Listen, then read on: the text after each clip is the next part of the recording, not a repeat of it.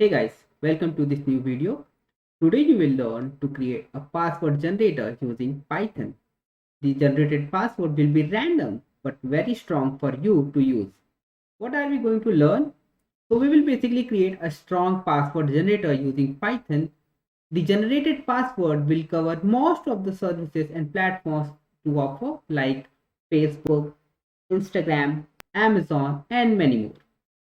You will learn the concept of randomness and string characters, and at the end, you will have a program which even you can use to create a strong password.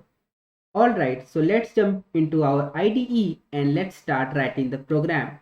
So first we need to create a file and name it as password.py, inside which we will write our code. Let's just import the required modules, which is import string and import secrets. Now, why do we need these modules? First is string, because we want to fetch all the lowercase alphabets, uppercase alphabets, a combination of many symbols and digits. So we are not going to type it, we are going to get it from the strings module. So let me show you how we can get. So let me show you how we can get the all the lowercase alphabets. So we'll say string dot ascii underscore lowercase, and this is basically a property in the strings module which is the combination of all the lowercase alphabet characters. Similarly, we have another property which has all the uppercase alphabet characters like string dot ascii underscore uppercase. Also we have string dot punctuation, using which we can have a lots and lots of symbols, and that we can use to create our password.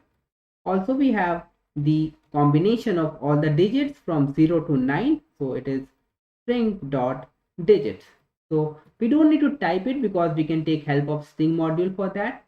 And if I just run the program, you will see you will have the lowercase alphabet character, uppercase alphabet character, lots of symbols and all the digits.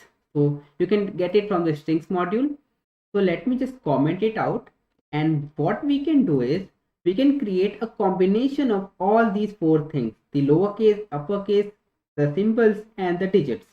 So let me create another variable named as combination, and that will be equal to string dot ascii lowercase plus string dot ascii uppercase plus string dot punctuation and plus string dot digits. Now, why do we need to create this combination is because we want to have a single variable which has the combination of all the characters which we want, out of which we will create our password. So we want our password to have a small case alphabet, an uppercase alphabet, a combination of symbols and digits. So we have created a variable for it which has the combination of all of these. So if I just print the value of combination, we will find that you have a big string which has the combination of all the things which you need to create a password. Now, alright, let me just comment it. And what we can do now is we can ask the user to enter a length, and that length we will use to create the password. So basically, if a user enters 8, we will create a password of length 8. So what we will do is, let me create a variable called as password, or we can say strong password.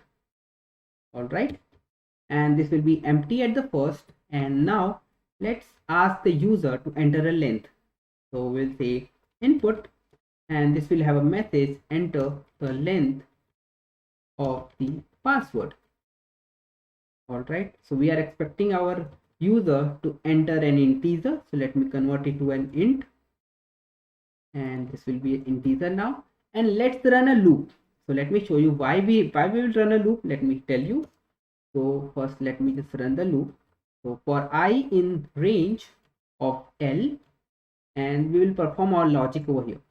So for example, if a user enters a length of 8, so we will run the loop 8 times, and each time we will fetch a character, a random character out of the combination, and we will append it to our strong password variable. And at the end of the loop, we will have our strong password created in the variable strong password. So what we can do is, let's first fetch a character from this combination, and we will fetch it randomly, but we will use the secrets module and not the random module. Now you must be wondering, why do we need to use the secrets module and not the random module? The reason is secrets module creates or basically fetches a random choice out of a combination, but in a very secure way. That is something which cannot be reversed engineered to find that what is the value it will guess. But the random module uses some algorithm which can be reversed engineered by some hacker, and then your password will be compromised. The basic difference between a random module and a secret module, I have explained it in another video. You can find it in the link and just go through it to understand more about it.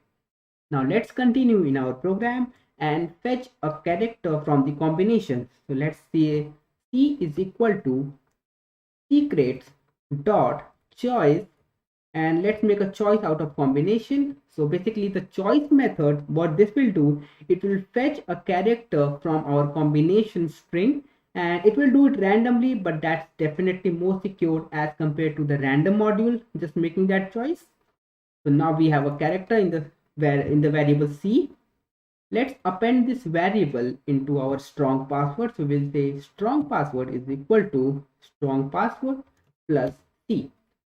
Also, let's just print it as well, just to make sure that at the end we have the correct program ready.